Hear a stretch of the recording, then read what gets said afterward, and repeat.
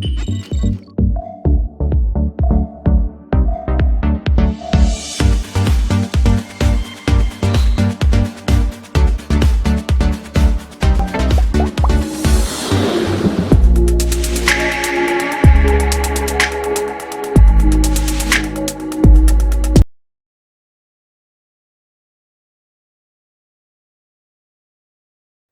අපි දැන් මූල්‍ය කල්පනාකරණයේ දෙවෙනි සෙග්මන්ට් එකට ඇවිල්ලා ඉන්නේ. කලින් කතා කරා මූල්‍ය තීරණ ඊළඟට මූල්‍ය කල්පනාකරණයේ හැඳින්වීම මේක කතා කරා. මොකද මූල්‍ය කල්පනාකරණයට එන්න කලින් අපි හිතන හැටි පුදු වෙන්න ඕන. දැන් තියෙන්නේ මූල්‍ය ප්‍රකාශ ගැන. ඒ කියන්නේ මූල්‍ය සැලසුම්කරණය හා පාලන උපකරණ ගැන අපි කතා කරන්න ඕන. අපි බලමු මූල්‍ය පාලන උපකරණ ඒදී අපි කතා කරන්න වෙන්නේ මූල්‍ය ප්‍රකාශ ගැන. ප්‍රධාන මූල්‍ය ප්‍රකාශ, ආදායම් ප්‍රකාශය, ලාභ ගිණුම ඒ කියන්නේ ශේෂ පත්‍රය, මුදල් ප්‍රවාහ ප්‍රකාශ කියලා තුනක් තියෙනවා. පැටළුණා නම් ආදායම් ප්‍රකාශය කියන්නේ ලාභ ගිණුම තමයි. හරි. ඒක ගවර්න්මන්ටල් ඕගනයිසේෂන් වලට ආදායම් නිකන් ආදායම් වියදම් ගිණුමක් වෙන්න පුළුවන්. ව්‍යාපාරයක ආදායම් ප්‍රකාශය හරි ලාභ ගිණුම වෙන්න පුළුවන්. එතකොට ශේෂ පත්‍රය, මුදල් ප්‍රවාහ ප්‍රකාශය අපි මේ සෙග්මන්ට් වලින් කවර් කරනවා. ඊළඟට අපි එතන ඉඳලා මූල්‍ය පරිපාලන උපකරණ ඉඳලා මූල්‍ය සැකස්ම පිළිබඳව එතනට එනකම්ම අපි විස්තර කරනවා. දැන් ඔන්න තියෙන්නේ මූල්‍ය ප්‍රකාශ ගැන. දැන් ඔයගොල්ලන්ට පේනවා ඇති මෙතන මූල්‍ය ප්‍රකාශ දාලා තියෙනවා. අපි එකින් එක බලමු. මේක බලන්න කලින් මූල්‍ය ප්‍රකාශ. හරි. මූල්‍ය ප්‍රකාශ ඇයි අවශ්‍ය වෙන්නේ? ව්‍යාපාරයේ ආදායම් වියදම් කොහොමද කියලා මන බලන්න. මනින්නේ නැහැ. කොච්චර ලාභයක් හම්බ වෙනවද, කොච්චර ලාභ වෙනවද? ඒක නැත්තම් වියදම් වැඩි වෙලා යනවා. අන්තිම වියදම් මේ පාලනයකින් තොරයි. අනිත් එක බැංකු ණය ගද්දී ආයෝජකයෝ ගද්දී හරි කොහොමද මුදල් ප්‍රවාහ ප්‍රකාශ, ආදායම් ප්‍රකාශ, ශේෂ පත්‍ර අනිවාර්යයෙන් බලන්න. විශේෂයෙන්ම ආදායම් ප්‍රකාශ ගැන බලන්න. මොකද ආදායම් ප්‍රකාශය කියන්නේ ව්‍යාපාරේ කොච්චර ලාභ ලබනවද කියලා. ඊළඟට ශේෂ පත්‍රයේ කොච්චර වත්කම් තියෙනවද. ඒ අනුව තමයි බැංකුවක් තීරණය කරන්නේ මේ ණය ප්‍රමාණය දෙන්න පුළුවන් කියලා. මොකද හදිසියෙන් ආය කරගන්න හරි අපේට තියන්න හරි වත්කම් තියෙනවා.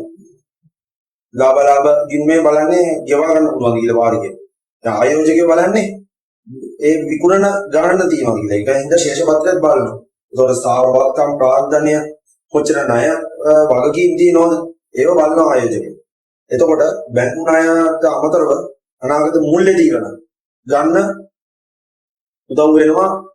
ඔය මුදල් ප්‍රකාශ, මුදල් ප්‍රවාහ ප්‍රකාශ, ආදායම් ප්‍රකාශ ඔක්කොම මූල්‍ය තීරණ ගන්න උදව් වෙනවා. ඊළඟට අපි බලමු මේ ව්‍යාපාරයේ කොච්චර ණය ප්‍රාන්දනයක් තියෙනවද, කොච්චර ණය වෙලා ඉන්නවද, කොච්චර තමන්ගේ හිමිකම් වත්කම් තියෙනවද. ඒ හිමිකම් වත්කම් වලින් හදිසියෙන් බංකොලොත් වුණොත් හරි මේ වුණොත් හරි ඒ ණය ගෙවා ගන්න පුළුවන්. ඒක ඔක්කොම බලන්න. ඒක ඔක්කොම බලන්නේ හේතුව හදිස්සියකවත් ඒකේ එහෙම බංකොලොත් වුණයි කියලා එතකොට ඔයාට තියෙන නරක කීර්ති දාන. ඉතින් ඒකට ගෙවා ගන්න පුළුවන් වුණොත් හොඳයි. ඉතින් ඒක හින්දා බලනවා අධික ලෙස ණය ගන්නවා කියලා ඒක බලන්න එකම විදිය තමයි ආදායම් වියදම් ඔය ශේෂ පත්‍රය. දැන් මොන ආදායම් වියදම් ප්‍රකාශයේ මෙතන තියෙනවා. මේකේ ආදායම් වියදම් ප්‍රකාශ, ශේෂ පත්‍රය, මුදල් ප්‍රවාහ ප්‍රකාශ තියෙනවා. ඔන්න ආදායම් වියදම් ප්‍රකාශ බලන්න. යම් නිශ්චිත කාල පරිච්ඡේදයක් ව්‍යාපාරය තුළ සිද්ධ වෙන ආදායම් වියදම් සැසඳීමෙන් ව්‍යාපාරයේ ලාභ තත්ත්වය පිළිබඳ පහදා දෙන ප්‍රකාශය. මෙම ව්‍යාපාරයේ ප්‍රගතිය පිළිබඳ නිරූපණය කරන මූලික වාර්තාව. ආදායම් කිව්වම විකුණු වෙනත් ආදායම්. මෙතන තියෙන්නේ ඔන්න ආදායම් තමයි ව්‍යාපාරයේ ආදායම් ලාභ ප්‍රකාශයට අනුව. වියදම් ටික බැලුවොත් විකුණු පිරිවැය. සමහර කට්ටිය කියන නිෂ්පාදන පිරිවැය කියලා. මේක කර්මාන්ත ශාලා වලට වමනක් විතර නෙමෙයි අනිත් කට්ටියට අයිති වුණාට කර්මාන්ත ශාලා වල නිෂ්පාදන පිරිවැය ගන්න එක කරන්නේ වෙනම ගිණුම් තියෙනවා. ඔයගොල්ලෝ දන්නවා ඇති දැන් ඔයගොල්ලෝ එළිවල වල ඉගෙනගෙන ඇති. ඉතින් මේකෙදී විකුණු පිරිවැය, බෙදා හැරීම් වියදම්, පරිපාලන වියදම්, මූල්‍ය වියදම්, වෙනත් වියදම් අනිවාර්යයෙන්ම මේ වියදම් හැටියට ගන්න පුළුවන්. ඊළඟට දැන් ඔගේ විකුණු පිරිවැය ගණිතය කියනවා අවසාන තෝගය ඒ වගේ ගන්නවා වගේ පරිපාලන වියදම් වල පරිපාලන වියදම් ඒ කියන්නේ වැටු කාර්යාල වියදම් විදුලි වියදම් ඒ වගේ දේවල් මේ පරිපාලනය. බෙදා හැරීම වියදම් වලට බෙදා හැරීමේ පිළිවෙල ඊළඟට ඔය යත්තම මෝටර අධර්ෂය අලාභ ඒ වගේම මේ ප්‍රචාරණ වියදම් මූල්‍ය වියදම් ගත්තම ණය වලට ගෙවන වියදම් ඒ වගේ පොලිය වෙනත් වියදම් වලට ඔබ කපා හැරීම ඊළම් ප්‍රත්‍යාගන්නේදී අලාභ ඒ වගේ දේවල් අයිති වෙනවා. හරි. අපි බලමු ශේෂපත්‍රය. ශේෂපත්‍රය කියන්නේ මොකක්ද කියලා අපි බැලුවොත් යම්කිසි ව්‍යාපාරයක ඒ කාල පරිච්ඡේදයක් අවසානයේ වත්කම් ප්‍රාන්දනේ වගකීම් තියෙනවා. ඒ වත්කම් ප්‍රාන්දනේ වගකීම් කොහොමද තියෙන්නේ කියලා කියන්නේ කාල පරිච්ඡේදය අවසානයේදී කොච්චර වටිනාකමක් තියෙනවද කියලා ව්‍යාපාරයේ හැමදාම මේ හැම කාල පරිච්ඡේදය අවසානයේදී බලනවා. මොකද ඒකෙන් අපිට තෝරගන්න පුළුවන් ප්‍රාන්දනේ කොච්චර තියෙනවද වගකීම් අපිට කොච්චර තියෙනවද ඒකේ අනුපාතය එහෙම ගොඩක් හොඳ නැද්ද ණය වැඩිද ඒ වගේ තියෙනවා. ස්ථාවර වත්කම් වල ඡය වෙච්ච ප්‍රමාණය අපිට ප්‍රතිස්ථාපනය කරන්න වේද ඒව බලන්න. ජංගම වත්කම් කොච්චර තියෙනවද? ඉතින් ඒව බලලා මූල්‍ය තීරණ ගන්න ශේෂපත්‍රය තියෙනවා. අපි බලමු ශේෂපත්‍රයේ තියෙන නිර්වචනය. යම් නිශ්චිත කාල පරිච්ඡේදයක අවසානයේදී ව්‍යාපාරයක වත්කම් වගකීම් ප්‍රාන්දන තත්ත්වය පිළිබඳ පහදා දෙන ප්‍රකාශය. මේ ව්‍යාපාරයට අයිති සම්පත් ව්‍යාපාරයට අයිති නොවන බාහිර පාර්ශවයට අයිති සම්පත් පිළිබඳ කියා දෙන සාරාංශගත ලේඛනය. මෙය මූලික ගිණුම් කරන සූත්‍රයේ ඒ කියන්නේ ප්‍රාන්දනයේ දර වගකීම් සමානයි වත්කම් මත පදනම් වෙනවා. මේකේ ජංගම නොවන වත්කම් ස්ථාවර වත්කම් ඒ කියන්නේ දීර්ඝකාලීනව තියෙන විකුණන් නැති වත්කම් ඒ කියන්නේ කාර්යාල උපකරණ දේපල ගොඩ නැගිලි මෝටර රථ වගේ දේවල් ජංගම නොවන වත්කම් වල තියෙනවා. ජංගම වත්කම් වල ද්‍රවශීලතාවයෙන් යුතු වත්කම් තියෙනවා. ඒ කියන්නේ තෝගය වෙනද ලැබිය යුතු දෑ මුදල් බැංකු ශේෂයන් එහෙම තමයි ඔක්කොම වත්කම් හැදෙන්නේ. හිමිකම් ප්‍රාන්දනේ ප්‍රකාශිත ප්‍රාන්දනේ කියන්නේ සාමාන්‍ය කොටස් ඊළඟට සංචිත විදියට රඳවාගත් ලාභය ඒක තමයි තියෙන්නේ. ජංගම නොවන වගකීම් වල බැංකු ණය කියන්නේ දීර්ඝකාලීන බැංකු ණය. ඔතන බලපාන. ජංගම වගකීම් වල ණය හිමියෝ කෙටි කාලින බැංකු ණය ගෙවිය යුතු වචිත වියදම් බදු ගෙවිය යුතු ද ඒ වගේ දේවල් වගකීම් වල තියෙනවා. අන්න මේකේ ශේෂපත්‍රයේ නිවැරදි විදියට තියෙනවා නම් මේ වත්කම් වල එකතුව ඊළඟ ප්‍රාග්ධනයේ වගකීම් වල එකතුවයි සමාන වෙනවා. සමාන වුණොත් තමයි ඔබ හරි කියලා කියන්න ඕන. ඊළඟට හරි දැන් අවශ්‍යම වැදගත් එක තමයි මුදල් ප්‍රවාහ ප්‍රකාශ. මුදල් ප්‍රවාහ ප්‍රකාශයේ තීරණය වෙන්නේ හුඟක් වෙලාවට මුදල් ඇත්තටම ගලා යාම තමයි ඒකේ පෙන්නන්නේ. මේක වැදගත් වෙන්නේ කොච්චර ලාභ ලැබුවත් ව්‍යාපාරයක් පාඩු වෙන අවස්ථා වැඩි. ඒකින්ද ඇත්තටම ව්‍යාපාරය තුල සංසන්දනය වෙන මුදල් ප්‍රමාණය හරියට ගණනය කරන්න. නැත්නම් Tamanට තියෙන දෛනික වියදම් ටික ගෙවා ගන්න බැරි වුණොත් ව්‍යාපාරය බංකොලොත් වෙනවා. ලාභ ලබන ව්‍යාපාර බංකොලොත් වෙනවා. ඒකින්ද තමයි මුදල් ප්‍රවාහ ප්‍රකාශය ඇත්තටම මුදල් සංසන්දනය වෙන ගාන මුදල් අතින් හිරවීමක් තියෙනවා. කොච්චර ඉක්ුණු තිබුණත් ඒක පස්සේ නෙන්නේ. මුදල් අතින් ඇත්තටම මුදල් අතේ හිරවීමක් තියනවාද කියන එක බලන එක තමයි මුදල් ප්‍රවාහ ප්‍රකාශය වෙන්නේ. අපි මුදල් ප්‍රවාහ ප්‍රකාශය බලමු. යම් කාලච්ඡේදයක් තුළ ආයතනයේ සත්‍ය හෝ අපේක්ෂිත මුදල ගලා ඒම සිදුවන ආකාරය මුදල් ගලා යෑම සිදුවන ආකාරය පිළිබඳ විශ්ලේෂණය කර දැක්වෙන මුදල් ප්‍රවාහ ප්‍රකාශය. මේදී මෙහෙම ක්‍රියාකාරකම් වලින් ජන්‍ය වුණු මුදල්. ඒ කියන්නේ වග ලාභ ෂය පොලි වේදම් සොග වැඩිවීම ණයගතියෝ වැඩිවීම අඩුවීම ණය හිමියෝ වැඩිවීම අඩුවීම ඒව මේව කරලා යලපෙන ආකාරයේ අවසාන ප්‍රතිඵලය මෙහෙම ක්‍රියාකාරකම් වලින් ජන්‍ය වුණු මුදල්. ඊළඟට ආයෝජන ක්‍රියාකාරකම් වලින් මුදල් ප්‍රවාහයට ආපු ඒවා මෝටර රථ ගැනුම් වලදී අඩු වෙන ඒවා මෝටර රථ විකුණනවා වැඩි වෙන ඒවා ආයෝජන ක්‍රියාකාරකම් වලින් ලාභේ කියන්නේ මුදල් ගලායෙන් මූල්‍ය ක්‍රියාකාරකම් තුලින් මුදල් ප්‍රවාහ ඒ කියන්නේ බැංකු ණයක් ගත්තම එන ටික ඊළඟට කොටස් නිකුත් කරාම ලාභාංශ ගෙවුවම ඒ වගේ මූල්‍ය ක්‍රියාකාරකම් වලින් ජනනය වන සුද්ධ මුදල් ඔක්කොම ගලවලා එන්නේ මුදල් හා මුදල් සමාන දෑවල සුද්ධ වැඩිවීම. ඊට පස්සේ ඒක බැංකු වයිලාවත් එක්ක සංසන්දනය කරනවා. සංසන්දනය කරාට පස්සේ තමයි අපි ඒකේ මුදල් ප්‍රවාහ ප්‍රකාශයේ ඇත්ත ගාණ වැටෙන්නේ. ඊළඟට වැදගත් වෙන්නේ මූල්‍ය අවශ්‍යතාව. ව්‍යාපාරයේ මූල්‍ය අවශ්‍යතාව. දැන් අපි ආදායම් ප්‍රකාශ ගැන කිව්වනේ. ලාභ ගැන කිව්වනේ. ඒව ඔක්කොම කළා මුදල් ප්‍රවාහ ප්‍රකාශය කරලා කිව්වා විස්තර කරලා. දැන් අර මුදල් හොයාගන්න ඕනේ. අර මුදල් හොයාගන්න එක ලේසි නෑ. ඒත් විදි තියෙනවා. දැන් ඒ අර මුදල් හොයාගන්න එක තමයි මුලින්ම අවශ්‍යතාවල් සඳහන් කරලා ඊළඟට ඒ හොයාගන්න විදිය තමයි මෙතනින් කියලා දෙන්නේ. දැන් බලමු මේකේ මුලින්ම අවශ්‍යතාවල් මොනවද කියන්නේ? ව්‍යාපාරයේ අර මුදල් අවශ්‍යතාව විවිධ වෙනවා. ඒ කියන්නේ කාරක ප්‍රාග්ධන අවශ්‍යතාව, කෙටි කාලීන මූල්‍ය අවශ්‍යතාව කියන්නේ ස්ථාවර ප්‍රාග්ධන අවශ්‍යතාව, දීර්ඝ කාලීන මූල්‍ය අවශ්‍යතාව, ධනකාරක ප්‍රාග්ධන අවශ්‍යතාව, ශුද්ධ කාරක ප්‍රාග්ධන අවශ්‍යතාව. දැන් මේකේ මතක් කරගන්න පුළුවන් කාරක ප්‍රාග්ධන අවශ්‍යතාව, ධනකාරක, ශුද්ධ කාරක කියලා ඊට පස්සේ ස්ථාවර ප්‍රාග්ධන අවශ්‍යතාව කියලා මතක් කරගන්න පුළුවන් ලේසි. කාරක ප්‍රාග්ධන අවශ්‍යතාව කියන්නේ ක්‍රියාව සම්බන්ධයි. දැන් ව්‍යාපාරයේ දිනදා කටයුතු පවත්වාගෙන යාම සඳහා අවශ්‍ය වන අරමුදල් කාරක ප්‍රාග්ධන අවශ්‍යතාව වෙනවා. තෝග මෙල්ට ගැනීම, වැටුප් පහ, බිල් ගෙවීම, ණය හිමියන්ට ගෙවීම, ඒ වගේ දේවල් තමයි කාරක ප්‍රාග්ධන අවශ්‍යතාව වෙන්නේ. කාරක ප්‍රාග්ධන අවශ්‍යතාව තමයි වැඩියෙන්ම වැදගත් වෙන්නේ. ඒ කියන්නේ දිනදා වියදම් මුදල් දෙන්න කල්පනාකරණය කරන්නේ කොහොමද? ඒව ගෙවන්නේ කොහොමද? ඒක අරමුදල් සම්පාදනයේ තමයි වැඩියෙන්ම වැදගත් වෙන්නේ. දැන් අපි බලමු කාරක ප්‍රාග්ධන අවශ්‍යතාව කොහොමද සම්පාදනය කරගන්නේ කියලා. ව්‍යාපාරයේ ස්වභාවය හා ප්‍රමාණය, ඉල්ලුම් තත්ත්වය හා ස්වභාවය, ණය ලබා ගැනීමේදී ඇති ඉඩකඩ, සැපයුම් කරුවන්ගේ කොන්දේසි, ණය ප්‍රතිපත්ති, මිල මට්ටම් වෙනස් වීම, විකුණුම් වල වර්ධනය. ඔය වගේ දේවල් තමයි කාරක ප්‍රාග්ධනයේ බලපාන්නේ. දැන් හරියට ව්‍යාපාරයේ ස්වභාවය. ස්වභාවය අනුව කාරක ප්‍රාග්ධන අවශ්‍යතාව වෙනස් වෙනවා. පොඩි කඩේකට ඕනේ ලොකු මුදලක්.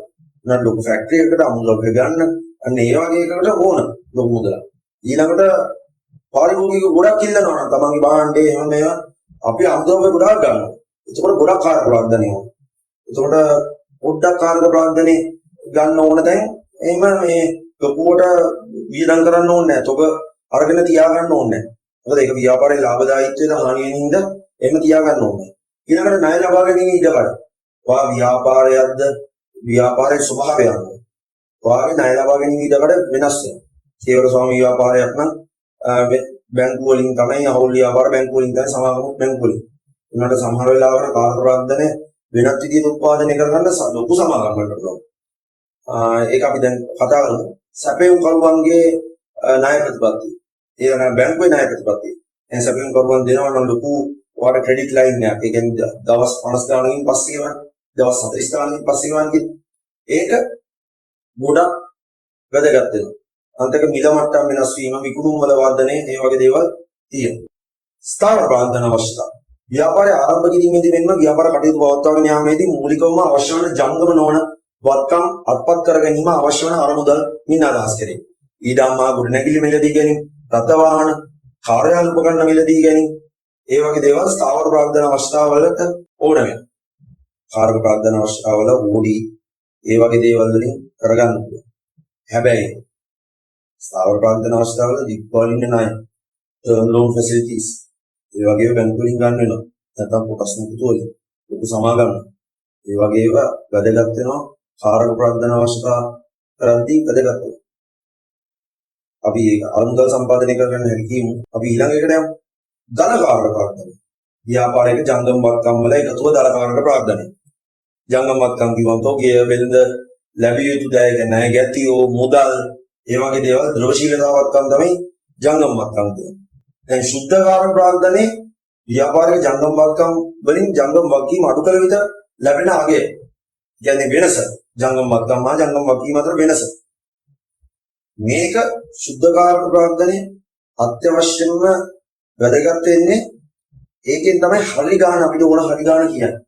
ව්‍යාපාරයක සාමාන්‍ය මුදල් අවශ්‍ය වෙන ගාණ කියන්නේ. මොකද ණය හිමියොන්ටත් ගෙවන්න ඕන. ජංගම වත්කම් විතරක් තිබුණායි කියලා අපිට මේ වෙන්න බෑ. ණය වෙලා නම් ගොඩක්.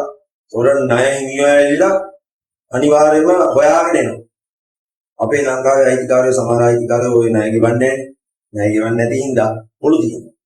පොළු තිබ්බන් පස්සේ ඒගොල්ලෝ ව්‍යාපාර බිස්නස් එකේ ඉන්නේ ගෙවල් වලට වෙලා ඉන්නවා.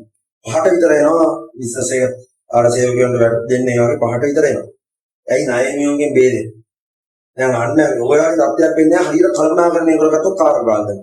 ඒ කියන්නේ ජංගම වත්කම් වලින් ජංගම වගකීම් අඩු කරාම ඇත්ත අවශ්‍ය වෙන මුදල ව්‍යාපාරයේ දිනදා වල අවශ්‍ය වෙන මුදල අපිට මේ සාරාංශයක් විදිහට ගන්න පුළුවන් හරි ගාන තියාගන්න.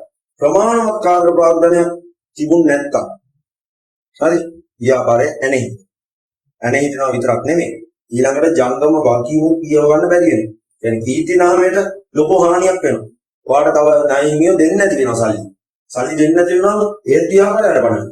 ඉතින් ඒක තමයි කියන්නේ නිර්වශීලතාවය තියෙන ඕන ව්‍යාපාරයක. කොච්චර ලාභ තිබුණත් නැහැ. ඒක කොහොම වෙලා සල්ලි හම්බ වෙනවනම් ඒ මාස දෙක කාලය ඇතුළත ව්‍යාපාරය බංකොලොත් වෙන්න පුළුවන්. අන්න ඒකයි තියෙන තාක්. ඊළඟට බලමු හදිස්සි කෙටි කාලින මූල්‍ය සපයා ගැනීම සිදුවීම අනවශ්‍ය අධික පිළිවෙලක් දැරීමට සිදුවීම. සැලසුම් ක්‍රියාත්මක කළ නොහැකි වීම. ගන්දෙනු කරුවන් අහිමි වීම කීර්ති නාමයට සිදුවෙන හානි. දැන් ඔකේ එකක් තියෙනවා හදිස්සි කෙටි කාලීන මූල්‍ය සපයා ගැනීම වලදී විශාල පොලියක් විශාල පිළිවෙලක් කරනවා. ඒ විශාල පොලිය බැංකුවේදී ඔයාට දෘෂ්ටිතාවය නැත්නම් බැංකුවල ණය ගෙවන්න හරි මේව ගෙවන්න ඔයාගේ අවදානම පාරිභෝගික වශයෙන් ඔයාගේ අවදානම වැඩි වෙනවා. දැන් හොඳ කස්ටමර්ස්ලා ඒගොල්ලෝ සමහර බැංකු හොඳ කස්ටමර්ස්ලාගේ කැටගරි එකට දාලා ඔයාගේ බැංකු ණය ඔයා ගෙවන එක්කෙනෙක් ඉඳ බැංකු ණය පොලිය අඩු කරනවා. ඔව් අඩු කරනවා. සල්ලි තියෙන මිනිහට අඩු කරනවා. ඇයි? ඒගොල්ලෝගේ අවදානම අඩුයි. අවදානම වැඩි නම් ඉන්ට්‍රස්ට් රේට් එක වැඩි කරනවා. අන්න ඒකයි පිළිවෙල වැඩි කියන්නේ. අපි ඊළඟ ටික බලමු. ව්‍යාපාර ආයතනික කාර්ය ප්‍රවර්ධන වැඩි කර ගැනීම සඳහා ගත හැකි ක්‍රියාමාර්ග තමයි අපිට විකුණුම් වැඩි කිරීම. ලැබිය යුතු මුදල් ඉක්මනින් ලබා ගැනීම. තොග මට්ටම තබා ගැනීමේ කාල සීමාව අඩු කිරීම. ණය සාධ්‍ය කරන. ව්‍යාපාරයේ ලැබිය යුතු ණය විකුණා මුදල් ලබා ගැනීම සාධ්‍ය කරනවා. ණයගැතියන්ගෙන් ලැබිය යුතු මුදල් වලින් යම් ප්‍රතිශතයක් ව්‍යාපාරයට ගැනීම. මේක බොහෝ වෙලාවට ප්‍රතිශතයක් විදිහට ණයගැතියන්ගෙන් 85% මූල්‍ය ආයතන ගෙවනවා. මූල්‍ය ආයතනයි ණය සාධ්‍ය කරන කම්පැනි ගෙවනවා ව්‍යාපාරේ. 15%ක් ඒගොල්ලෝ charge එකක් විදිහට ගන්නවා. බැංකුව අයිලා පහසුකම් ලබා ගැනීම. ණය සාධ්‍ය කරන අලුත් යන්නේ ෆැක්ටරි. මෙතනදී වෙන්නේ ණය සාධ්‍ය කරන්නේදී ව්‍යාපාරයට අවශ්‍ය මුදල් ඒ ඉක්මනින් ලබලා දෙන එක තමයි කරන්නේ. fee එකක් අරගෙන 15ක් වගේ fee එකක් අරගෙන. හිතන්නකො ණයගැතිය ගොඩාක් ඉන්නවා. 50 55ක් විතර ඉන්නවා. එතකොට මේ ණයගැතියෝගෙන් චෙක් සාමාන්‍යයෙන් එනවා ව්‍යාපාරයට 20ක් 25ක් විතර 30ක් විතර එනවා. එතකොට දෛනිකව ආවම මේ 30න් ඒගොල්ලෝ දෙන්නේ මේ අදාළ දවසට චෙක් එක මාරු කරන්න නෙමෙයි. හුඟක් වෙලාවට තමන්ගේ ක්‍රෙඩිට් ලයින් එක පාවිච්චි කරලා අද මේ 15 වන ජූනි 1 කියලා ඩේට් එක දාලා තමයි දෙන්නේ. ජූනි 1 ඩේට් එක දාමු ජූනි 1 දාලා මාරු කරන්න බෑ. ඒක කලින් මාරු කරන්න බෑ. එතකොට ජූනි 1 ඩේට් එක දාලා දෙනකොට ඔය 30න් 40න් හරි භාගයක් වගේ චෙක් එක රිටර්න් වෙනවා. දැන් මේ චෙක් එක රිටර්න් කරන එක කෝල් කරලා ඇයි ඔයාගේ චෙක් එක රිටර්න් වුනේ කියලා හැම එකනම කතා කරන්න ව්‍යාපාරිකයාට වෙලාවක් නෑ. ඒක ව්‍යාපාර කටයුතු වල බාධාවක්. දැන් මොකද කරන්නේ? දැන් මේක හැමදාම කරන්න බෑනේ. කොහොමද දෙන්නේ නැති වෙන්නේ? ණයට දෙන්නේ නැති වුණොත් යම් කාර්යය ඒ ණය ගැතිය අඩු වෙනවා. ඒතකොට ව්‍යාපාර විකුණුම් බාන. ඉතින් එක්කෝ ස්ටාෆ් එකක් අය කරගන්න ඕනේ මේවා. ඒක ඊට වඩා ගන්න. එතකොට ව්‍යාපාරිකයෝ මේ ක්‍රියාවලිය හැමදාම කරන්න වෙන හින්දා ඒගොල්ලෝ පෝස්ට් ඩේටා චෙක් ටික ගන්න. අරගෙන බැංකුවකට හරි ණය සාධ්‍ය කරන කම්පැනි එකට ගිහිල්ලා කියනවා මට මේ පෝස්ට් ඩේටා චෙක් ටික දිනවා. ඔයා මේ ටික අරගෙන මට සල්ලි ටිකක් දෙන්න. එතකොට අර ව්‍යාපාරිකයාගේ තියෙන කරදරේ ණයගැතියෝගෙන් අය කර ගැනීම කරදරේ මූල්‍ය ආයතනේ ගන්න. මූල්‍ය ආයතන තමයි ඊට පස්සේ ණයගැතියෝගෙන් එකතු කරන්නේ සල්ලි ටික. හරි. එතකොට දැන් මේක අංකල්ල දෙන්නේ නැහැ. මේක ගාණක් ඇතුල් කරලා 115ක් වගේ කට්ටයක් 120ක් වගේ කට්ටයක් තියාගන්න. එතකොට ඉතින් චෙක් වල එකතු වෙන්නේ. දැන් ව්‍යාපාරිකයා කරා නම් 100ම හම්බෙන එකේ 180යි හම්බෙන්නේ. කියන්නේ මිලියනයක් තිබුණොත් 8 ලක්ෂයයි හම්බෙන්නේ. ලක්ෂ දෙකක් තියාගන්නවා කම්පැනි. ඒක හැබැයි ඒගොල්ලෝ අවදානම අරගෙන කරා. අන්න එහෙම තමයි ණය සාධ්‍ය කරන්නේ වෙන්නේ. ෆැක්ටරින් කියලා තමයි සාමාන්‍ය ව්‍යවහාරේ තියෙන්නේ. දැන් අපි කතා කරන්නේ කාර්ය වර්ධන, ස්ථාවර වර්ධන, ශුද්ධ කාර්ය වර්ධන කොහොමද කතා කරන්නේ? දැන් මේවා හොයාගෙන සල්ලි කොයි ලෝකේ ගානද? ඉදි කීපයක් තියෙනවා. දැන් මේකේ අපි වර්ගීකරණයක් විදිහට දක්වන මුලින්ම මූල්‍ය සම්පාදන වර්ගයට අනුව ඍජු හා වක්‍ර සම්පාදන මාර්ග බලන්න. මූල්‍ය සම්පාදන මාර්ග වර්ගීකරණයේ ඍජු සම්පාදන මාර්ගයේදී කොටස් නිකුතුව, ණයකරණ නිකුතුව, රඳවාගත් ලාභය, ෂය සඳහා වෙන් කිරීම අතුලත් වෙනවා. වක්‍ර මූල්‍ය සම්පාදනයේ බැංකු අයිඩා, බැංකු ණය, කල්බදු සාධ්‍යකරණය. මේක වක්‍ර මූල්‍ය සම්පාදනය කියන්නේ ව්‍යාපාරයට අයිතිව නැති, ක්‍රියාවලියට අයිතිව නැති තුන්වෙනි පාර්ශවයකින් තමයි මූල්‍ය සම්පාදන මාර්ගය වෙන්නේ. ඒක හොඳට මතක තියාගන්න. මූල්‍ය සම්පාදන මාර්ග මූලාශ්‍රය. අභ්‍යන්තර මූල්‍ය සම්පාදනයේ, බාහිර මූල්‍ය සම්පාදනය.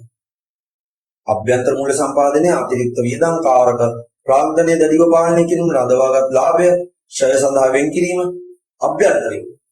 කියන්නේ ව්‍යාපාරයේ ඇතුළත. ඒ කියන්නේ ප්‍රශ්නිකුත් කළා නෙමෙයි. මේව කළා නෙමෙයි, ව්‍යාපාරය ඇතුළතින්ම ගන්නවා. රඳවාගත් ලාභය මතකයි. රඳවාගත් ලාභයේ ෂය සඳහා අපි ෂය කරන්නේ මොකද? දීර්ඝකාලීන වත්කම් ප්‍රතිස්ථාපනය කරන්නේ. ඒගොල්ලෝ කල් ඉක්ුත් වුණාන් පස්සේ ඒක ප්‍රතිස්ථාපනය කරන්නේ අරමුදලක් තියාගන්න. ඒ අරමුදල කළමනාකරණය කළා. රඳවාගත් ලාභය කළමනාකරණය කළා. අවශ්‍ය මූල්‍ය සම්පාදනය ගන්න. අන්තිම කාරක ප්‍රාග්ධනයේ දැඩිව පාලනය කරොත් බැංකුවේ මුදල් ඉතුරු වෙනවා. බැංකුවේ මුදල් ඉතුරු වුණාම ගන්න පුළුවන් මේ ටික දේවල්.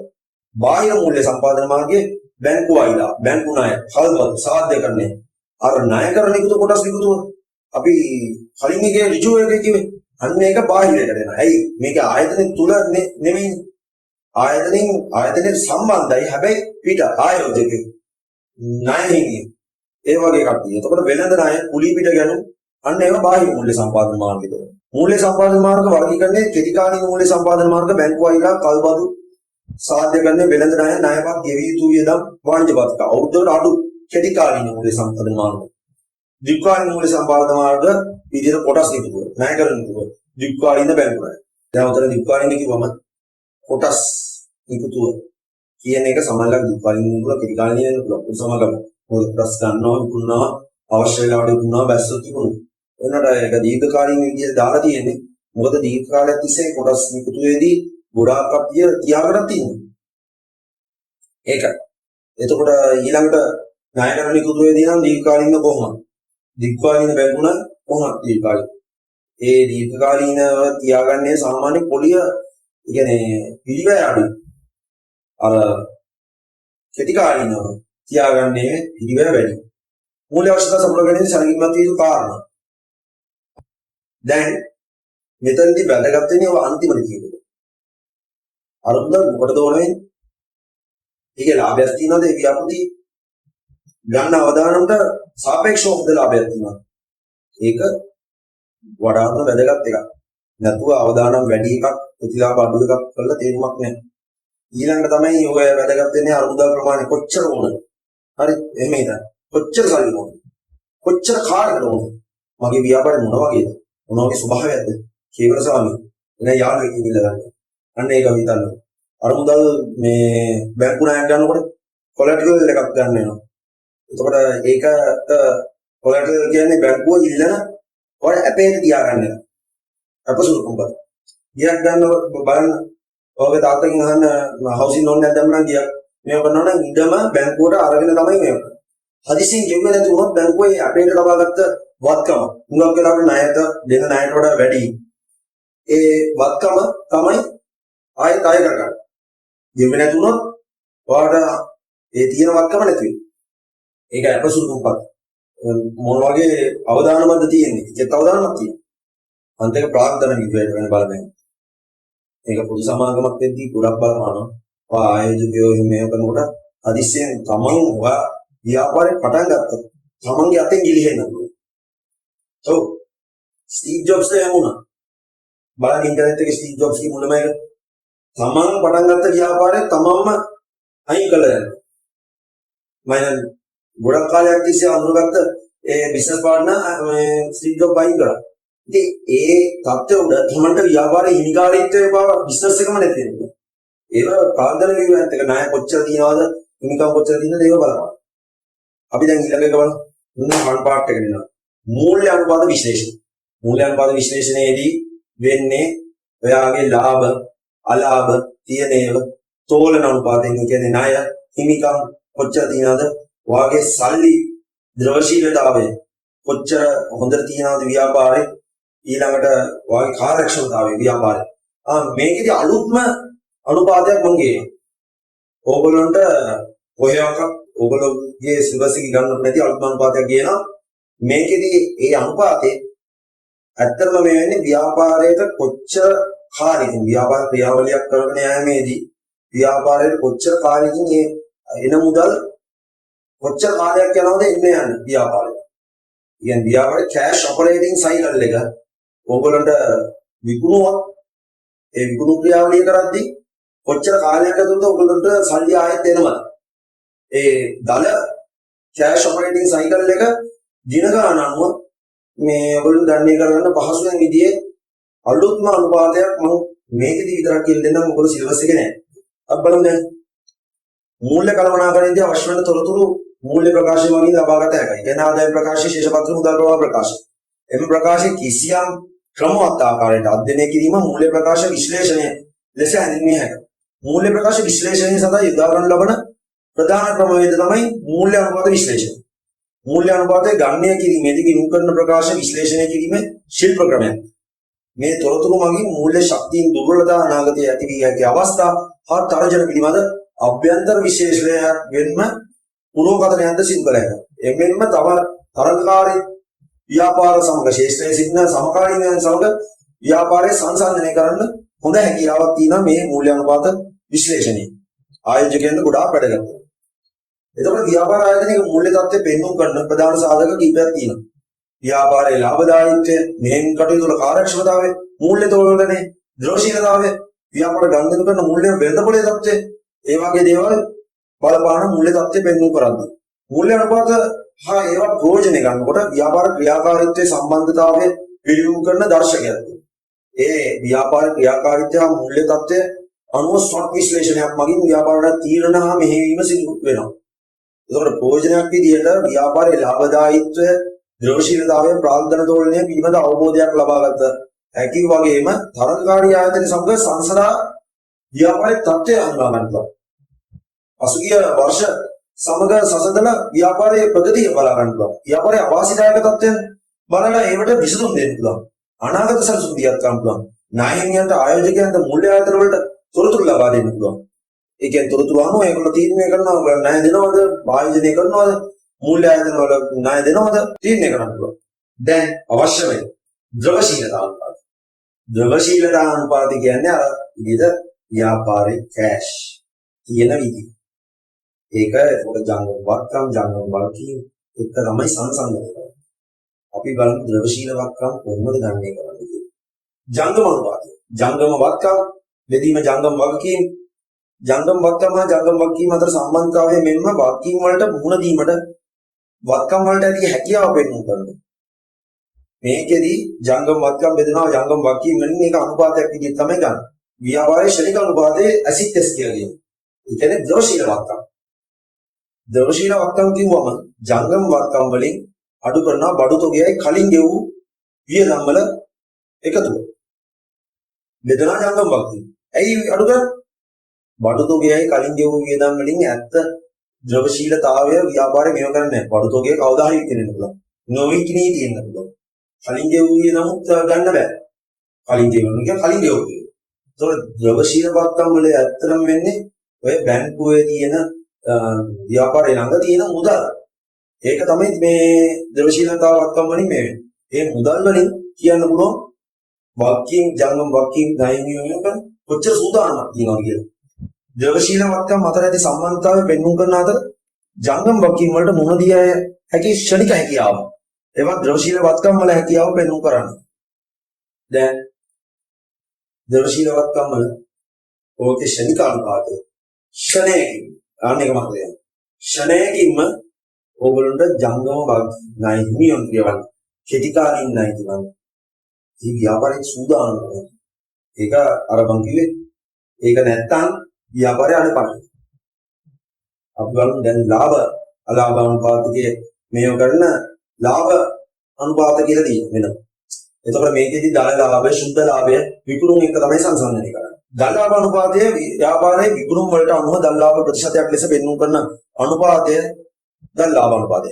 මේක ගන්නේ දැන් ලාභයේ විකුණුම් වලින් බෙදලා වැඩි කරනවා 100. ඊළඟට සුද්ධ ලාභ අනුපාතයේ බදු පෙර ලාභය ව්‍යාපාරයේ විකුණුම් වලට අනුව සුද්ධ ලාභය ප්‍රතිශතයක් ලෙස පෙන්වු කරන අනුපාතය. එතකොට සුද්ධ ලාභය කියන්නේ බදු පෙර ලාභය බෙදලා විකුණුම් වලින් වැඩි කරනවා 100. ලාභදායීත්ව අනුපාතයේ හොඳම එක තමයි ආයෝජන මත ප්‍රතිලාභ අනුපාතය. Return on investment ROI කියලා කියනවා.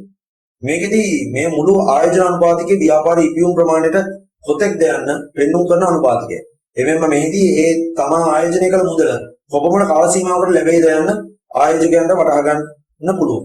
ආයෝජනයේ මත ප්‍රතිලාභය බදු පසු සුද්ධ ලාභය එකතු කරන අපොලිය බෙදන මුළු වත්කම් කියන්නේ යෙදු ප්‍රාර්ථනේ වල වැඩි කරනවා 100.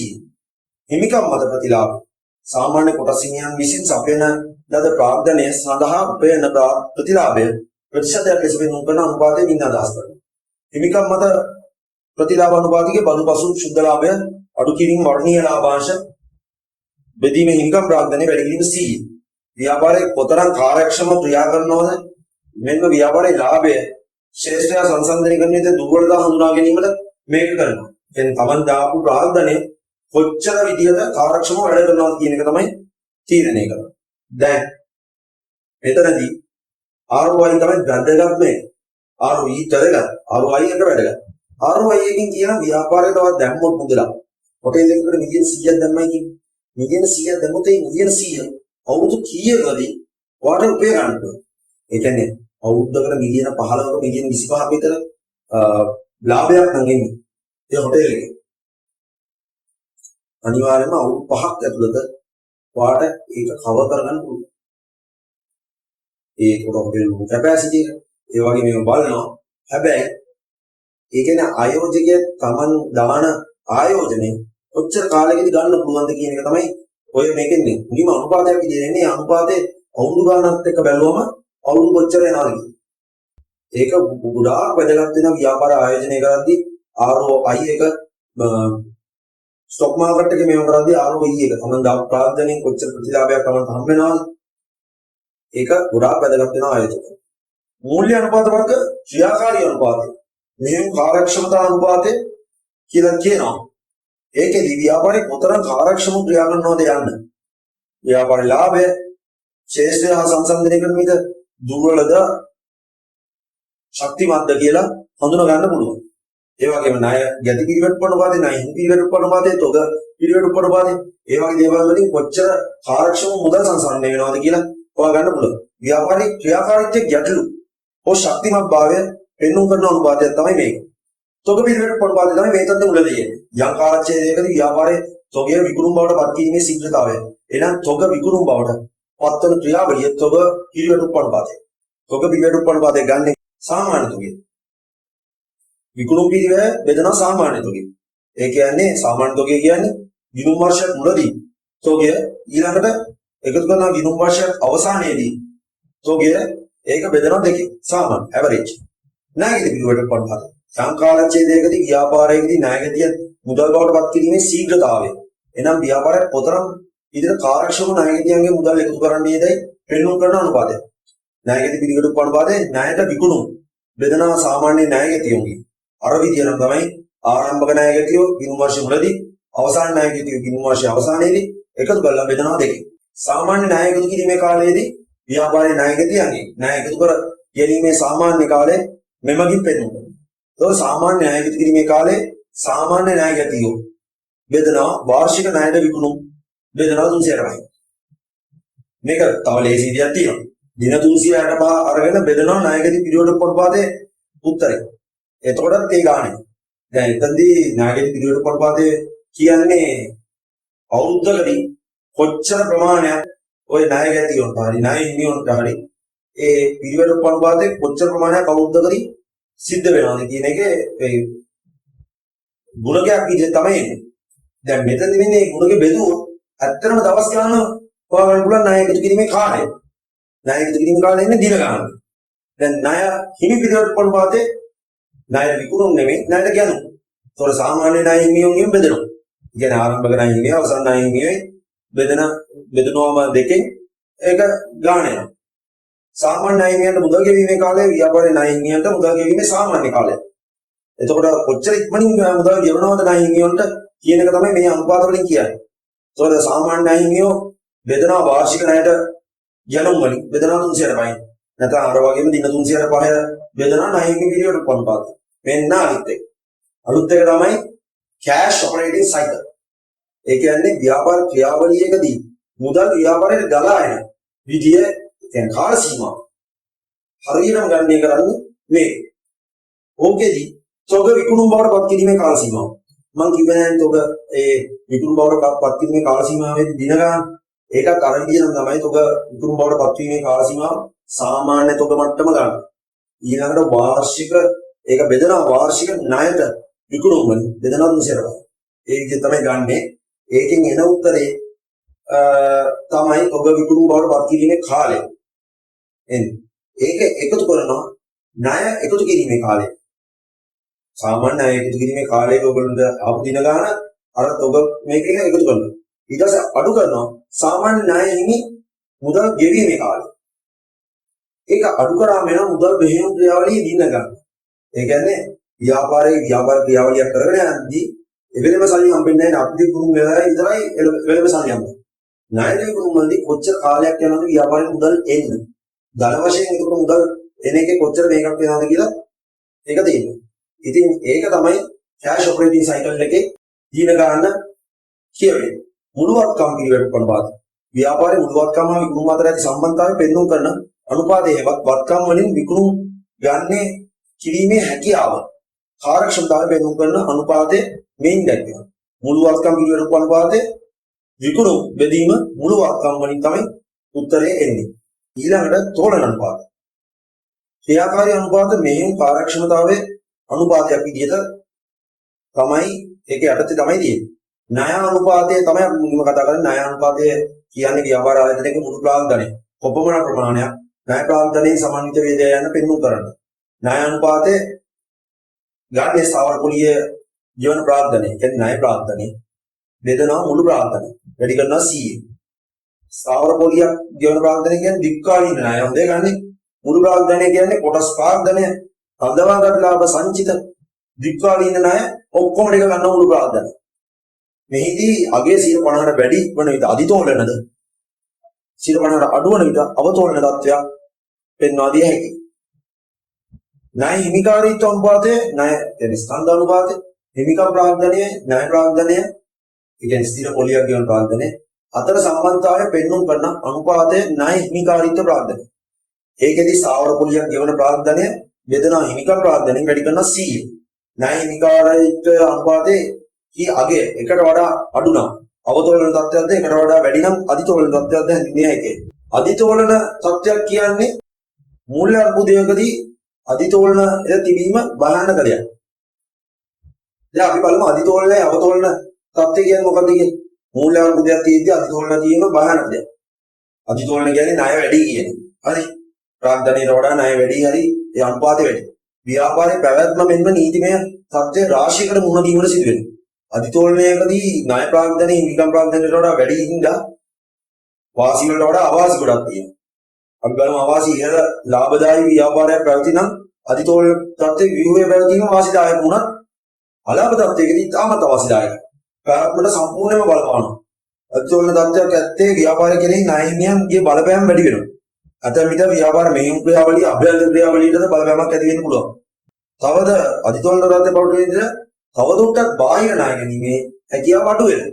අවතෝලන තත්ත්වයේදී අධිකරුණු ප්‍රාග්ධනයට වඩා ණය ප්‍රාග්ධනය අඩු තත්ත්වයකදී මෙහිදී පෙන්න අතර අධිතෝලන තත්ත්වයක් සිදුවෙන විට සිද්ධ වෙන වාසි අවාසි කන පිට හැරෙනවා. ක්‍රියාකාරී අනුපාත මෙහෙයුම් කාර්යක්ෂමතා අනුපාතයේ යටතේ අන්තිම එක තමයි පොලී ආවරණ අනුපාතය. ව්‍යාපාරයේ ඉපැයීමේදී පොලී කීවාරයක් ගෙවිය හැකිද යන්න පෙන්වුම් කරන අනුපාතයෙන් ඉන්නගස් තියෙනවා. මෙහි ලාභදායීත්ව අනුපාතයේ යටතේ ගන්නත් ක්‍රියාකාරීත්ව අනුපාත තමයි අපි කතා කරන්නේ. මෙය ව්‍යාපාරයේ ණය ගැනීමේ ක්‍රියාවලියේ ණය ගෙවීමේ හැකියාව තීරණය වෙන අනුපාතයක්. ඒ කියන්නේ පොලී හරිය ගෙවන්න පුළුවන්ද කියන එක. පොලී ආවරණ අනුපාතයේදී පොලී හා බදු පෙරලාභය බෙදනවා පොලී වැඩි කරනවා 100. එහෙම තමයි එන්නේ පොලී ආවරණ අනුපාතය. දැන් අනුපාත ගැන කතා කරන්නේ මේකේ 1 හරි 150 හරි හැමතිස්සෙම දැනගන්න ඒ විදිහටම නෑ. ඒ කියන්නේ අදිතෝලන අවතෝලන කියන 150ට අඩු වැඩි එහෙම කියන්නේ. ව්‍යාපාරයේ එක ව්‍යාපාර ස්වභාවයන් නම් ශේෂ්ත්‍රයන් නම් කර්මාන්තශාලාව එහෙම අදිතෝලන තත්ත්වයක් තියෙන එක එහෙම කියන්න බෑ. ඒ කියන්නේ ඒගොල්ලෝගේ 150ට වඩා කොහොමවත් අඩු වෙනවා. ඒ බිස්නස් එක අනුව. උඩා කාලයක් මේ ණය මේ වෙනවා පොඩි ඉන්ටර්නැෂනල් යවනකොට මාස දෙක තුනක් විතර යනවා. එතකොට ඒකෙන් කියන්නේ කර්මාන්තශාලාව නරකයි කියන්නේ. සිල්ලර වඩුකඩේක එහෙම වුණොත් ඒක නරකයි කියන්නේ. දැන් සමහර වෙලාවකට ඔය එකට වඩා වැඩි ඉතින් දෙක අදිතෝලන තත්ත්වයක් කියලා කියන්න පුළුවන් වුණාට ඒක ශේෂ්ඨයත් එක්ක බැලුවම අවතෝලනයකුත් වෙනවා.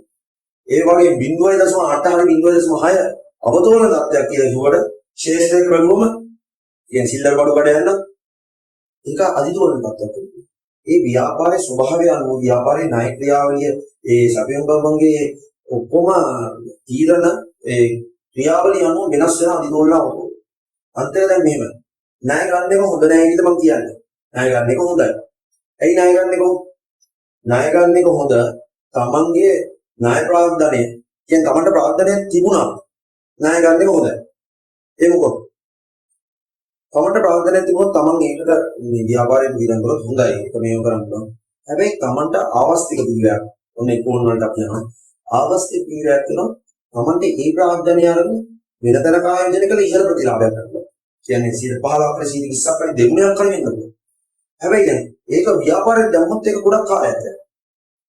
එතකොට දැන් ණය ප්‍රාග්ධනයක් අරගත්තොත් 10%ක පුලි අනුපාතයක් ගෙවන එක ඒ ප්‍රාග්ධනය තියාගෙන අපේ ප්‍රාග්ධනය වෙනතර කායෝජනය කරලා දෙගුණයක් හරි 15ක් හරි 20ක ප්‍රතිලාභයක් ගන්නවා නම් ණය ප්‍රාග්ධනය ගන්න එක ලේසි. එතකොට ණය වැඩි වෙනවා කියන්නේ ව්‍යාපාරය හැමතිස්සෙම අපෝ ණය වැඩි කියලා කියන එක නෙමෙයි. ව්‍යාපාරයක ණය වැඩි වුණා ප්‍රශ්නයක් නැහැ. හැබැයි ව්‍යාපාරයේ අලාභ තත්ත්වයකදී ওই තෝලන අනුපාතය ශේෂ්ත්‍රයේ එක්ක බලුවම ඇවරේජ් එක ඒ මට්ටමට තියෙනවා. ව්‍යාපාරයේ ස්වභාවයන් ওই මට්ටමට තියෙනවා. ඒක තීරණය කරන්න. ෆයිනෑන්ෂල් අකවුන්ටන්ට්ස් වුණාම ඔක ගොඩක් විදිහ ඔයගොල්ලෝ කවදා හරි ෆයිනෑන්ෂල් අකවුන්ටන්ට්ස් වෙන්න පුළුවන් ඔතනින් ජීවිතේ. ලොකු ව්‍යාපාරිකයෙක් වෙන්න පුළුවන් ඇමසන් වගේ. ඉතින් ඕකෙදී ඒක මතක තියාගන්න හැමතිස්සෙම ඔය තෝලන අනුපාතයේ එක විභාගෙට එක එහෙම ලියුවට කමක් නැහැ. ඒනට 1 2 ඒ කියන අංක ටික ශේෂ්ත්‍රය අනුව සෑහෙන අතිතෝලන අවතෝලන වෙනස් වෙනවා. හරි අපි ඊළඟ එකට යමු. මූල්‍ය ආයතන. මූල්‍ය ආයතන අපි කතා කරමු මූල්‍ය ආයතන කොච්චර තියෙනවද කියලා. මූල්‍ය උපකරණ. මූල්‍ය ආයතන. මූල්‍ය යටිතල පහසුකම්. මූල්‍ය වෙළඳපොළ. අනෙකුත් නියාමන මේ ඔක්කොම මධ්‍යම බැංකුවේ කියන්නේ මහා බැංකුවේ එක තමයි මූල්‍ය පද්ධතිය හැදිලා තියෙන්නේ. එතකොට දැන් මධ්‍යම බැංකුවේ මහා බැංකුවේ යටතේ පරිපාලනය වෙන එක තමයි මූල්‍ය ආයතන. මේක රටින් රටට වෙනස් වෙන්න පුළුවන්. හැබැයි මේ විදිහ තමයි සිද්ධ වෙන්නේ. එතකොට අපි බලමු මූල්‍ය ආයතන වර්ග මම වැඩි විස්තර කරලා දෙන්න යන්නේ නැහැ. මොකද මේ ව්‍යාපාරාධිනේ පළවෙනි කොටසේ ඔයගොල්ලන්ට කියලා දීලා තියෙනවා. මූල්‍ය ආයතනය මූල්‍ය වෙළඳපොළ තමයි මුලින්ම බලන්නේ. මූල්‍ය වෙළඳපොළ කියන්නේ අමුදල් සපයන්න හා අමුදල් ඉල්ලුම් කරන්න සම්බන්ධ කිරීමේ පවත්නා ස්ථානය හෝ අවකාශය මූල්‍ය වෙළඳපොළ වෙනවා. මූල්‍ය වෙළඳපොළ තුලදී වත්කම් මිලදී ගැනීම විකිණීම් සිදුවන අතර මූල්‍ය වෙළඳපොළ නිශ්චිත ස්ථානයක සංවිධානයේ වියාගී වූද විද්‍යුත් මාධ්‍යයෙන්ද එය කළ හැකියි. මූල්‍ය වෙළඳපොළ වර්ගීකරණයට විවිධ ආකාර සිදු කර හැකියි. කල්පිරීමේ කාලය නම් මුදල් වෙළඳපොළ ප්‍රාග්ධන වෙළඳපොළ මුදල් වෙළඳපොළ කෙටි කාලීන අවුරුදු අඩු ප්‍රාග්ධන වෙළඳපොළ දීර්ඝ කාලීන අවුරුදු වැඩි මූල්‍ය උපකරණ නම් ප්‍රාථමික වෙළඳපොළ ද්විතීයික වෙළඳපොළ කියන්නේ මූල්‍ය උපකරණ අලෙවි වෙන ස්ථානය. මූල්‍ය උපකරණ වල ස්වභාවය අනුව ණය උපකරණද හිමිකම් උපකරණ වෙළඳපොළද මූල්‍ය වෙළඳපොළ සංවිධානාත්මක ව්‍යුහය අනුව වෙන්දේසි වෙළඳපොළ කවුන්ටරේ හරහා වෙළඳපොළ අතරමැදි වෙළඳපොළ මේවා මූල්‍ය වෙළඳපොළේ වර්ගීකරණයට වෙනවා. මුදල් වෙළඳපොළ වල කෙටි කාලීන මූල්‍ය උපකරණ මිලදී ගැනීම විකිණීම අදාළ වෙළඳපොළ මුදල් වෙළඳපොළ වෙනවා. මුදල් වෙළඳපොළේ වාර්ෂික වලට අඩු කාලයකදී පරිණත භාවයේදී ඒ කියන්නේ පත්තර සුළුම්පත් යොමු දෙන්නේ. ඒ කියන්නේ මුදල් වෙළඳපොළේ උප වෙළඳපොළ වගේ විදිහට බැලුවොත් අන්තර් බැංකු ඒක්ෂණ ණය වෙළඳපොළ දේශීය විදේශීය වෙළඳපොළ භාණ්ඩාගාර බිල්පත් වෙළඳපොළ වාණිජ්‍ය පත්‍රිකා වෙළඳපොළ ඒක අපිට ගන්න පුළුවන්. අන්තර් බැංකු වෙළඳ අන්තර් බැංකු ඒක්ෂණ වෙළඳපොළ කියන්නේ අන්තර් බැංකු අතර බැංකු අතර ණය ගන්නවා. අරමුදල් වුවමාන දවස් ගානේ දවස් දෙක ගානේ ෂෝට් ටර්ම් හරි මේ ඒව ගන්න. එතකොට ෂෝට් ටර්ම් පියවන කොටස්කාර පියවන. එතකොට ඒක අන්තර්ජාතික වෙළඳපොළ ගම්දෙනු වලදී වෙන්න පුළුවන්.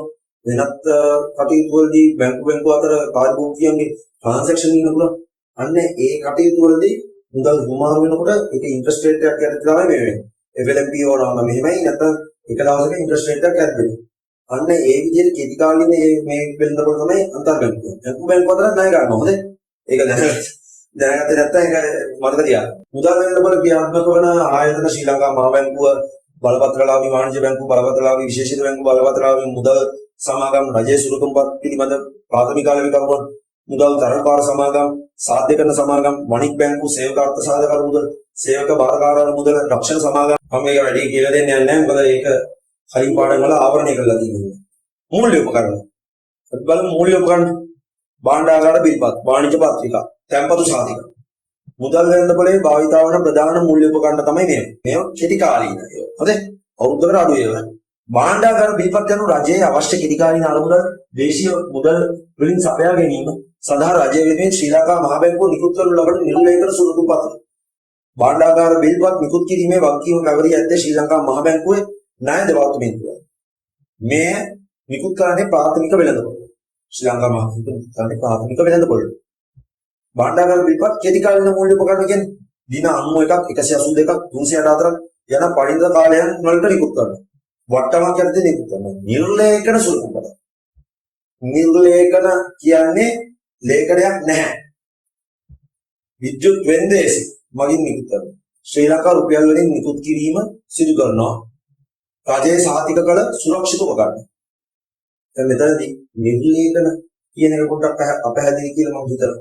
නිර්ලේඛන කියන්නේ වාට FD එකක් වගේ බැංකුවකට ආයෝජනය කළ සර්ටිෆිකේට් එකක් එන්නේ නැහැ. මේක මෙච්චර ගාණක් මෙහෙම කියලා එන්නේ නැහැ. ඒක සර්ටිෆිකේට් එකක් දීලා සර්ටිෆිකේට් එක ආයෙ ගේන්න ඕනේ නැහැ. අප්ලිෆ් කරන්න. ඒක ඔයාට කෙලින්ම ඔයාගේ ID අංක ගිහුවා පස්සේ බැංකුවෙන් ගන්න. හැබැයි ඔයාලට මෙන්න ගිණුම් අංකේ අලා ගන්නත් එක කොපියක් දෙන්න. ආනෙච්චර මේ බාණ්ඩාගාරයට දැම්මා කියලා print out එකක් දෙන්න. එන නිල්ලේක කියොම සිස්ටම් නිල්ලේක නේ. හැබැයි පොලේ වැඩනේ කොහොමද ඒක සිස්ටම් එකේ තියෙන්නේ. ඒතකොට බැංකුවේට එනකොට ඒක අරගෙන එන්න ඕනේ මේව කරන්න. ඔයාගේ ID අංකේ මේකයි. ඕනනම් පොලේ දෙන්න පුළුවන්. මෙදාට මැච් වෙනවා කියලා තියාගෙන ඔයාලට දෙන්න. ඒක ඕන වෙලාවක ඔයාලට ගන්න පුළුවන්. මේ අවදානම අඩුයි. මේ FD වලට වඩා අවදානම අඩුයි. ඔගේ පොලිය ටිකක් අඩුයි FD වලට. හැබැයි අවදානම අඩුයි ඉන්නේ. ඒ කියන්නේ closer to zero risk තමයි මේකේ තියෙන්නේ. එතකොට දැන් මූල්‍ය ආයතන ගන්නවා ටිකක් වැඩි මේවට වැඩි ප්‍රතිලාභයක් වෙන ඉදිරිය ගන්නවා. ඊට පස්සේ අපිට ද්විතීයික වෙළඳපොළ තමයි අපිට නිකුත් කරන්න භාණ්ඩාගාර බිල්පත්. ශ්‍රී ලංකා මහ බැංකුව විසින් නිකුත් කරන ලබන භාණ්ඩාගාර බිල්පත් වෙළඳාම සිදුවන වෙළඳපොළ මින් අදහස් කෙරේ. එනම් භාණ්ඩාගාර බිල්පත් විකිණීම හා මිලට ගැනීම සිදුවන වෙළඳපොළ. ශ්‍රී ලංකා මහ බැංකුව තුලින් ප්‍රාථමික වෙළඳපොළ නිකුත් කරන ලබන බිල්පත් ප්‍රාථමික ආර්ථිකරුවන් වෙළඳී ගන්නා කියන්නේ බැංක් මූල්‍ය ආයතන ඒ වගේ දේවල්. එය කල්පිරීමේ ප්‍රාථමික ආයෝජකයන් අතර ගනුදෙනු සඳහා හෝමාරු වෙන වෙළඳපොළ ද්විතීයික වෙළඳපොළ. භාණ්ඩාගාර බිල්පත් මෙල්ලී ගැනීමෙන් ගැනුම්කරතු වාසි මම කියපු විදිහට හොඳ ඉපීමක් ලබා ගන්නට හැකි වීම FD කරට වඩා අඩුයි. හැබැයි හොඳ ඉපීමක් ගන්න පුළුවන්. අවදානම අවමෝනින් closer to zero. ඒක බැඳිලා ඉන්නවා රජය වාට ගෙවන්න. ඉහළ ද්‍රවශීලතාවය කල්පිරීමට පෙර වට්ටම් කරගත හැකි ආයෝජනීය අවස්ථාවක් ප්‍රතිලාභ හිමි ප්‍රාග්ධර වෙළඳපොළේ වර්ෂයකට වැඩි කාලයක් කල්පින්න මූල්‍ය උපකරණ ගනුදෙනුව සිදුවෙන වෙළඳපොළ ප්‍රාග්ධර වෙළඳපොළ. වර්ෂයකට වැඩි කාලයක්. අරක වර්ෂයකට අඩු කාලයක්. එනම් දිග්වාලීන අනුමුදල් අවශ්‍යතාවයන් ඇති පාර්ශව හා දිග්වාලීන මුදල් අතිරික්තතා ඇති පාර්ශව අතර ගනුදෙනු සිදුවෙන වෙළඳපොළ. ප්‍රාග්ධන වෙළඳපොළේ උප වෙළඳපොළ වල විදිහට කොටස් වෙළඳපොළ සංගමික බැඳුම් කර වෙළඳපොළ භාණ්ඩාගාර බැඳුම් කර වෙළඳපොළ දක්වන්න පුළුවන්. ප්‍රාග්ධන වෙළඳපොළ ගනුදෙනු කරන ආයතන කොළඹ කොටස් සූමාව කියන්නේ කොළඹ ව්‍යාපාර වස්තු ගමාව ශ්‍රී ලංකා මහ බැංකුව බලපත්‍රලාභී වාණිජ්‍ය බැංකුව බලපත්‍රලාභී විශේෂිත බැංකුව අර සෙට් එකම තියෙනවා. බලපත්‍රලාභී මුදල් සමාගම් අනික් බැංකු විශේෂිත කල්බදු මූල්‍ය සමාගම් කොටස් තරංගවාර සමාගම් රක්ෂණ සමාගම් සේවක අර්ථ සාධක අරමුදල ප්‍රශ්න උනේ ඒ ප්‍රාග්ධන වෙළඳපොළේ මේ වෙනවා. මොකද ඒකේ අරමුදල් වැඩි වෙන්නත් පුළුවන්. දෙපැත්තටම යන්න පුළුවන්. ප්‍රාග්ධන වෙළඳපොළේ භාවිතා වන මූල්‍ය උපකරණ කොටස් සාමාන්‍යයෙන් කොටස් වර්ණීය කොටස් සංගමික ණය කර භාණ්ඩාගාර බැඳුම් කර කොටස් බලපත්‍ර රුපියල් ණය ස්වරූපවත් ඒවා භාවිතා වෙනවා. භාණ්ඩාගාර බැඳුම් කර යම් රජය අවශ්‍ය මැදිහා වික්වාලීන ණය. කියන අවුරුද්දවල වැඩි අවුරුදු 5 අවුරුදු 10 අවුරුදු 20 රජය වෙනුවෙන් ශ්‍රී ලංකා මහ බැංකුව නිකුත් කරන නිල්ලේකර සුළුකුම්පත් වර්ගය. මෙයා විදේශීය ණය يعني විදේශීය මුදල් ආකාරයට නිකුත් කරන්න පුළුවන්. රුපියල් විදියට නිකුත් කරන්න පුළුවන්. භාණ්ඩාගාර බැඳුම්කරවල ලක්ෂණ මැදිහා වික්වාලීන උපකරණයක් තියෙනවා. නිල්ලේඛන සුළුකුම්පත් වර්ගයක් තියෙනවා. රජය වෙනුවෙන් ශ්‍රී ලංකා මහ බැංකුව නිකුත් කිරීම. අර්ධ වාර්ෂික කුපන් පොලියට ගෙවීම. සුරක්ෂිත ණය උපකරණයක්. ඒක තමයි භාණ්ඩාගාර බැඳුම්කර තත්ත්වයේදී භාණ්ඩාගාර බැඳුම්කර විස්තරය. දැන් භාණ්ඩාගාර බැඳුම්කර සුළුකුම්පත් තත්ත්වයේදී මේවා ශ්‍රී ලංකා ඩෙවලොප්මන්ට් බොන්ඩ්ස් කියලා දිනවා. USD වලින් මේ වෙනවා යුරෝ වලින් මේ වෙනවා. ඒ විදිහට ෆොරින් කරන්සි වලින් දාන්න පුළුවන්. ෆොරින් කරන්සි වලින් ආයෝජනය කරන්න පුළුවන්. ඒක වෙන පිටරටවලුත් ආයෝජනය කරනවා. ඒ බැඳුම් කර. ඉතින් ඒවෙන් තමයි අනුබල සපයා ගන්න. දැන් ලංකාවේ භාණ්ඩාගාර බැඳුම් කර රුපියල් වලින් සපයා ගන්නවා. ව්‍යාපාරිකයෝ බැංකු ඒගොල්ලෝ ගන්නවා. ප්‍රාථමික වෙළඳපොළ දාන වැඩිපුරම ගන්නවා. ඉතින් ඒක වෙළඳපොළ මේ ගන්නවා. ඊළඟට අපිට කොටස් බලපත්‍රය කියන්නේ කොටස් බලපත්‍රය කියන්නේ ඊටත් මෙහෙම කොටස් වෙළඳපොලේ උච්චාවචය දෙනවනේ. මිල ගණන් 120 කියලා 180 යනවා. 160 කියලා 80 යනවා. එතකොට මේකෙදි හුඟක් වෙලාවට ආයෝජකයෙක් ඒ යම්කිසි සමාගමක කොටස් ගන්න ඕන නිශ්චිත මුදලකට. ඒ නිශ්චිත මුදල ගන්න ඒක ලියවිල්ලක් විදිහට කොටස් බලපත්‍රය දෙනවා. ඒකෙන් වෙන්නේ ඒ නිශ්චිත ගානට ආයෝජකයාට ගන්න ඕනේ.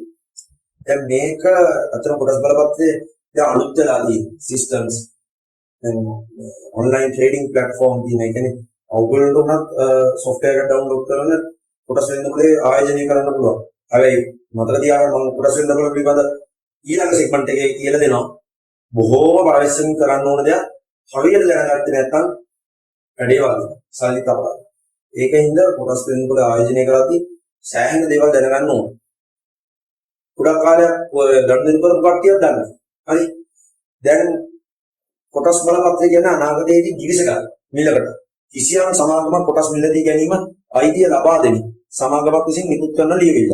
එනම් වර්තමානයේදී සමාගමක් නිකුත් කරන කොටස් බලපත්‍ර මිලදීගත් පුද්ගලයෙකුට එකග වූ මිලකට අනාගතයේදී සමාගම් කොටස් මිලදී ගත හැකියි. දැන් අර කිව්වා වගේ ඊළඟ සෙග්මන්ට් එකේ අපි කොටස් වෙනකොට විතරක් ආවරණය කරනවා. මොකද ඒක හරිම වැදගත් ඉන්නේ. ඕගොල්ලන්ට ඉස්සරහට ආයෝජනයේද වැදගත්.